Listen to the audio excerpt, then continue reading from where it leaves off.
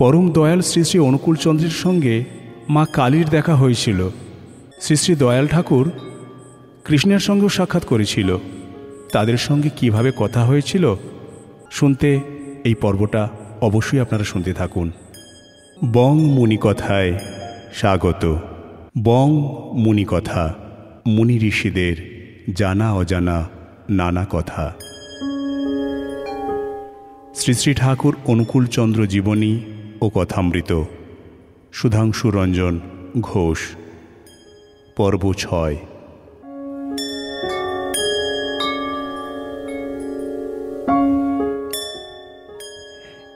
এই নিরন্তর নাম জপের ফলে ঠাকুর অনুকূলচন্দ্রের এমনই অবস্থা হয় যে তিনি যখনই যা কিছুতে গভীরভাবে মনঃসংযোগ করতেন তখনই তিনি তাই হয়ে যেতেন।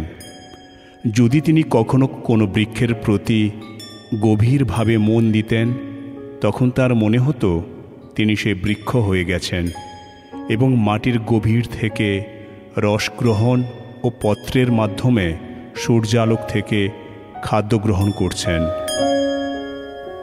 একদিন ঠাকুর দেখলেন মাঠে এক শকুন একটি মরা গরুর পচা মাংস খাচ্ছে।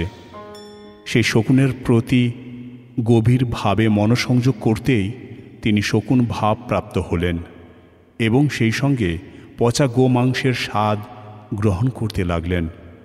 কোনো পশু বা জীবের দুরবস্থা দেখলেই তিনি আত্মহারা হয়ে সেই অবস্থা নিজের মধ্যে অনুভব করতেন। একদিন এক শিকারী দুটি পাখিকে লক্ষ্য করে গুলি ছুড়লে ঠাকুর বাড়িতে থেকে গুলির শব্দ শুনে নিজের বুকে গুলিবিদ্ধ হওয়ার যন্ত্রণা অনুভব করে কাতরভাবে মাটিতে লুটিয়ে পড়েন। একবার চৈত্র সংক্রান্তির দিনে বাড়ির অদূরে এক তান্ত্রিক এক ছাগ শিশুর বলি দেবার উদ্যোগ করতেই ঠাকুর সেখানে গিয়ে ছাগ শিশুটিকে ছেড়ে দেবার জন্য তান্ত্রিককে অনেক অনুনয় বিনয় করেন, কিন্তু তান্ত্রিক তা না করে তাকে গালি দিতে থাকে। তখন মাতা মনমোহিনী দেবী বাড়ির ভৃত্য নফরচন্দ্রের সাহায্যে সে ছাগ শিশুটিকে উদ্ধার করে বাড়িতে নিয়ে আসেন। ঠাকুর তখন পরম স্নেহ ভরে ছাগ শিশুটিকে জড়িয়ে বারবার তার মুখচুম্বন করতে থাকেন। একবার কয়েকজন পার্শ্বদের সঙ্গে ঠাকুর অনুকূলচন্দ্র কোথায় যাচ্ছিলেন। পথে যেতে যেতে একসময় অশ্বদের গতিবেগ বাড়ানোর জন্য গাড়োয়ান তাদের পিঠে জোরে চাবুক মারে। সে চাবুকের শব্দে কাতর হয়ে অনুকূলচন্দ্র চিৎকার করে চলন্ত গাড়ি থেকে লাফিয়ে মাটিতে পড়ে গেলেন। পার্শ্বদরা গাড়ি থেকে নেমে দেখলেন ঘোড়ার পিঠের চাবুকের যে দাগ, সেই দাগ অনুকূলচন্দ্রের পিঠে স্পষ্ট ফুটে উঠেছে। এই রকম আশ্চর্য ঘটনা কেউ কখনো আগে দেখেনি। গভীর আত্মসংযোগের ফলেই পশুর পিঠে মারা চাবুকের দাগ অনুকূলচন্দ্রের পিঠে স্পষ্ট হয়ে ফুটে ওঠে। কেউ কখনো কোনো গাছের পাতা ছিঁড়লে বা ডালপালা কাটলে তা দেখে যন্ত্রণায় ছটফট করতেন অনুকূলচন্দ্র। এই ভাব দেখা যায় শুধু মানুষ বা কোনো জীব নয়, প্রকৃতি জগতে যে কোনো বস্তুর সঙ্গে তিনি ছিলেন একাত্ম। তাই অভিন্ন অচ্ছেদ্য এক আত্মিক বন্ধনে এই বিশ্বজগতের সব কিছুর সঙ্গে তিনি ছিলেন আবদ্ধ ও ওতপ্রোতভাবে জড়িত। ইষ্টপ্রাণতা ও নাম জপের ফলে বিশ্বভাবনার গভীর থেকে গভীরতর স্তরে গিয়ে ঠাকুর দেখলেন সমগ্র বিশ্বব্রহ্মাণ্ডের আদি কারণ ও মূল সত্তাটি এক ও অদ্বিতীয়। বিশ্বের বিচিত্র বস্তু সেই একেরই অভিব্যক্তি। সেই এক পরম সত্তা বিশ্বব্রহ্মাণ্ডের সব কিছুতেই বিরাজমান থেকে সব কিছু পরিচালনা করছেন। এই পরম সত্যের অনুভূতি ও নিবিড়তম উপলব্ধি তার সমগ্র অন্তরাত্মার সঙ্গে এমনভাবে মিশে যায় যে জল, স্থল, আকাশ, বাতাস, গাছপালা, জীবজন্তু প্রভৃতি বিশ্বের সব কিছুকেই আপন আত্মার মতো মনে করতেন। সেই সঙ্গে তিনি নিজেই যেন সব কিছু হয়ে গেছেন এই রূপ বোধ করতেন। এইভাবে সব ভেদ ও জ্ঞান লুপ্ত হয়ে যায় তার মধ্যে। ইষ্টপ্রাণতা ও সৎ নাম জপ ক্রমশ বাড়তে বাড়তে ঈশ্বর প্রাপ্তির নেশায় ঠাকুরকে এমনই পাগল করে তুলল যে ঈশ্বরের ধ্যানে তিনি প্রায় বিভোর হয়ে থাকতেন। লুপ্ত হয়ে যেত তার ব্যাহ্য জ্ঞান। মাঝে মাঝে প্রাণের আবেগ ও আকুতিতে পরমপিতাকে আর্তস্বরে ডাকতেন। দেখে মনে হতো তিনি যেন কোনো তার প্রিয়জনকে ডাকছেন। বিভিন্ন সময়ে কখনো পরমপিতাকে পাওয়ার আনন্দে, আবার কখনো বা না পাওয়ার বেদনায় দুই শিশুর মতো সরলভাবে প্রকাশ করতেন। এদিকে বাস্তব জীবনে আপন আত্মার মধ্যে বিশ্বের সব কিছুকে দেখা এবং বিশ্বের সব কিছুর মধ্যে আপন আত্মাকে দেখার নেশাও পেয়ে বসল তাকে। একদিন অন্নভোজনের সময় মনে হতো, এই অন্ন কি আমার থেকে পৃথক? এই অন্নের মধ্যেও তো আমি আছি, সুতরাং কে কাকে খাচ্ছে? এই কথা ভাবতে ভাবতে ভোজন না করেই উঠে যেতেন ঠাকুর। আবার কোনো শোক দুঃখ উপস্থিত হলে তিনি ভাবতেন, এই শোক দুঃখ তো পরম পিতারই দেওয়া। যে বুকের আধারে আমরা শোক দুঃখ অনুভব করি, সে আধারও তো তাঁরই দেওয়া। আবার দুঃখ অনুভব করবার শক্তিও তাঁরই দেওয়া। তাছাড়া আমাদের এই মর্ত জীবনও তাঁরই দান। সুতরাং কি দুঃখ, কি সুখ, কি শোক, কি তাপ, সব কিছুতেই সেই পরম পিতার দান হিসেবে গ্রহণ করে সব কিছুতে অবিচলিত থাকতেন ঠাকুর। সমস্ত সুখ দুঃখকে আপন আত্মার মধ্যে আত্মসাৎ করে নিয়ে পরম পিতার সঙ্গে একাত্ম হয়ে উঠতেন তিনি, এবং সঙ্গে সঙ্গে পরমানন্দে আপ্লুত হয়ে উঠত তার সমস্ত অন্তর। এক নিবিড়তম ভক্তিতে বিগলিত হয়ে উঠত তার সমস্ত চিত্ত। এক সময় পরম পিতার জন্য বিরহ বেদনায় আকুল হয়ে উঠতেন তিনি। আবার পরক্ষণেই ভাবতেন, পরম পিতা ও আমি কি আলাদা? তিনি তো সর্বক্ষণ আমার মধ্যেই বিরাজিত আছেন। তিনি আরও ভাবতেন, আমরা যখন নিজেদের পরম পিতা থেকে বিচ্ছিন্ন করে দেখি, তখনই যত সব দুঃখ জাগে আমাদের মধ্যে। মানুষ যখন পরম পিতা অর্থাৎ পরমাত্মার সঙ্গে তার আত্মাকে যুক্ত করে দেখে, তখন সে বিশ্বজগতের সঙ্গে যুক্ত হয়ে যায়। সে পরম পিতা সমগ্র বিশ্ব ব্রহ্মাণ্ডের মধ্যে সদা সর্বদা বিরাজমান। সেই পরম পিতার সঙ্গে যুক্ত হওয়া মানেই তো সমগ্র বিশ্ব ব্রহ্মাণ্ডের সঙ্গে যুক্ত ও একাত্ম হয়ে ওঠা।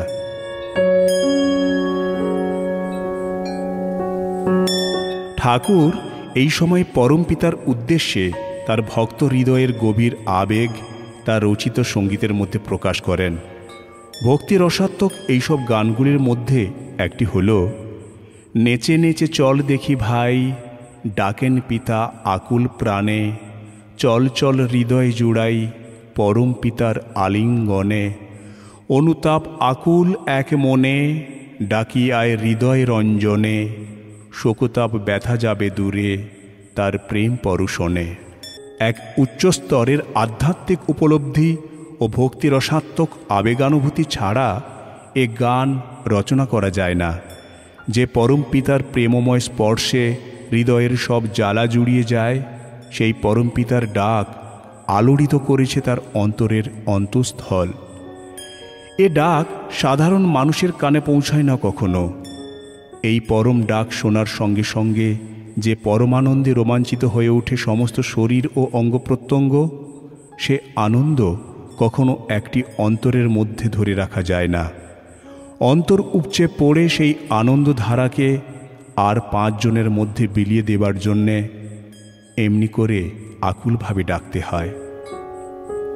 কৃষ্ণ সম্বন্ধে ঠাকুরের রচিত একটি গানের পদে পাওয়া যায়, কৃষ্ণ পিতা কৃষ্ণ মাতা কৃষ্ণ আমার প্রাণধন, কোথায় গিয়ে লুকালে নাথ হরে নিয়ে প্রাণ মন, কৃষ্ণ বিনা এ সংসার সবই দেখি অন্ধকার, কে আমার আমি কার, যেন নিশার স্বপন।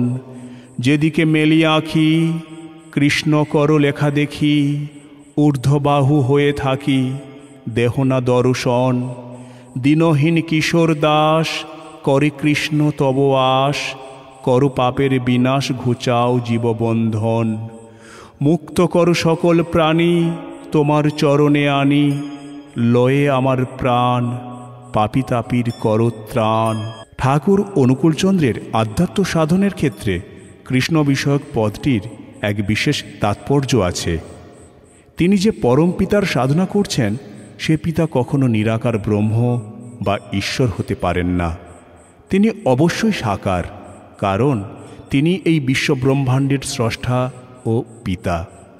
তাই মনে হয় পরম পুরুষ পূর্ণ সনাতন ব্রহ্ম কৃষ্ণকে পরম পিতার সঙ্গে এক করে দেখতেন ঠাকুর। কিন্তু ঠাকুরের এই কৃষ্ণ ভজনা বৈষ্ণবদের কৃষ্ণ ভজনা থেকে পৃথক। বৈষ্ণবদের মতো দাস্য, সখ্য, বাৎসল্য ও মধুর এই ভাব সব ও রসের কোনোটিকে অবলম্বন করে উৎসারিত হয়নি ঠাকুরের কৃষ্ণ ভক্তি। ঠাকুর কৃষ্ণকে কখনো আপন প্রভু, সখা, সন্তান বা প্রেমাস্পদ হিসেবে দেখেননি। তার কাছে কৃষ্ণ একই সঙ্গে মাতা, পিতা ও প্রাণের ধন, যাকে কোনো এক বিশেষ সম্পর্কের দ্বারা বন্ধন করা যায় না। সকল জাগতিক সম্পর্কের ঊর্ধ্বে থেকেও তিনি একাধারে আমাদের মাতা, পিতা ও অতি উচ্চ স্তরের এক প্রেমাস্পদ। তিনি আমাদের মধ্যেই আমাদের সঙ্গে একীভূত হয়ে বিরাজ করছেন। এই কৃষ্ণই তার কাছে একমাত্র পরমার্থ ও পরম পুরুষার্থ। আবার এই কৃষ্ণই তার প্রাণের ধন, যে ধন একবার পেলে আর কিছুই চাইতে হয় না। এই কৃষ্ণকে জ্ঞান দ্বারা জানা যায় বটে, কিন্তু প্রেম ভক্তি ছাড়া লাভ করা যায় না। ঠাকুর পরবর্তীকালে তার বাল্যকাল থেকে যেসব আধ্যাত্মিক অনুভূতি হয়েছিল, সেই সব অনুভূতির কথা নিজে অনেক সময় কথা প্রসঙ্গে বর্ণনা করে গেছেন।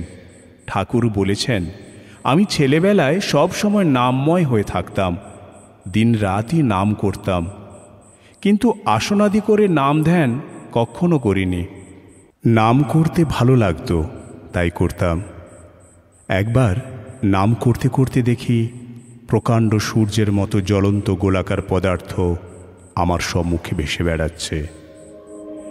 মাঝে মাঝে দেখতাম শত সহস্র চন্দ্র সূর্য আমার চারদিকে ঘুরছে আর শব্দ করছে, যেন সহস্র সহস্র ইলেকট্রিক পাওয়ার হাউসের একসঙ্গে শব্দ হচ্ছে।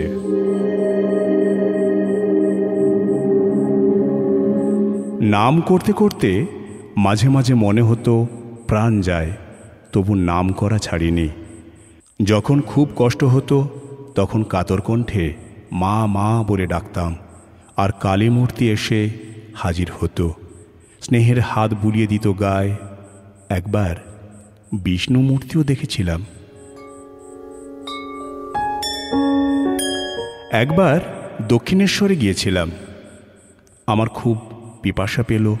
একজন সবাইকে জল দিচ্ছিল, কিন্তু আমাকে দিল না। তখন আমার বড় রাগ ও দুঃখ হলো। রামকৃষ্ণের ঘরে গিয়ে তাকে দর্শন করলাম। দেখে তাকে খুব পরিচিত মনে হলো। হয়তো আগে শোনার জন্য তা মনে হতে পারে। তারপর পঞ্চবটির তলায় গিয়ে ঘুমিয়ে পড়লাম। দেখলাম মা কালী আসছেন। কালো তবু বড় সুদিং জব। কাছে এসে বসে আমার মাথাটা কোলে তুলে নিয়ে হাঁটুর উপরে রাখলেন। তার স্পর্শে আমি কেমন হয়ে গেলাম। কোনো প্রতিবাদ করলাম না।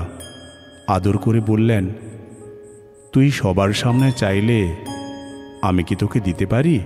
লক্ষ্মীটি, এইগুলো খেয়ে নে। দেখলাম সোনার মতো উজ্জ্বল থালায় লুচি, বরফির মতো সন্দেশ ইত্যাদি রয়েছে। তিনি আমাকে সেগুলি নিজ হাতে খাইয়ে দিলেন। খেয়ে বড় তৃপ্তি পেলাম। এমন সময় কে এসে আমায় ডাকল। আমি জেগে উঠে দেখলাম আমার আর কোনো ক্ষুধা পিপাসা নেই। একদিন একটি বড় জাঁতা বয়ে আনছিলাম। আমার মতো বয়সের ছেলের পক্ষে অত ভারী জাঁতা বয়ে নিয়ে যাওয়া সম্ভব নয়। তাই আমার অত্যন্ত কষ্ট হচ্ছিল। সমস্ত শরীর হিম হয়ে আসছিল। হাত, পিঠ ও বুকের শিরাগুলো যেন ছিঁড়ে যাওয়ার উপক্রম হচ্ছিল। এমন সময় দেখলাম মা কালী হাত বাড়িয়ে জাঁতাটা ধরে আমার সঙ্গে আসতে লাগলেন। জাঁতা বইতে তখন আমার আর কোনো কষ্ট হচ্ছিল না। একদিন আমি কুড়ুল নিয়ে কাঠ কাটছিলাম। আমার খুব কষ্ট হচ্ছিল। এমন সময় শ্রীকৃষ্ণ এসে আমার হাত থেকে কুড়ুল নিয়ে নিজেই তা কেটে দিয়ে চলে গেলেন। এগুলো সাধারণ চোখেই দেখেছি। বাইরের জিনিসগুলো যেমন দেখি, এগুলোও ঠিক সেই রকম দেখেছি। ঠাকুর অনুকূলচন্দ্রের এইসব আধ্যাত্মিক অনুভূতি ও অভিজ্ঞতার তাৎপর্য এই যে, ঠাকুর প্রথাগতভাবে যোগ সাধনা না করলেও তিনি ছিলেন গুপ্তযোগী। নিরন্তর নাম জপের ফলে তার ইষ্ট অর্থাৎ ঈশ্বর বা পরমপিতার সঙ্গে একাত্ম হয়ে উঠেছিলেন তিনি।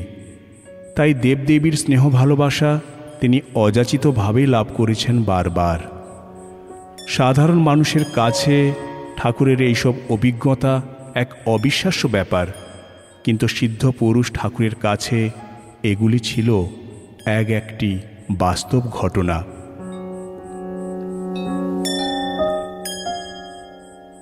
শ্রী শ্রী দয়াল ঠাকুরের এই রকম কাহিনী জানতে আমার সঙ্গে থাকুন সাবস্ক্রাইব করে বং মুনি কথা।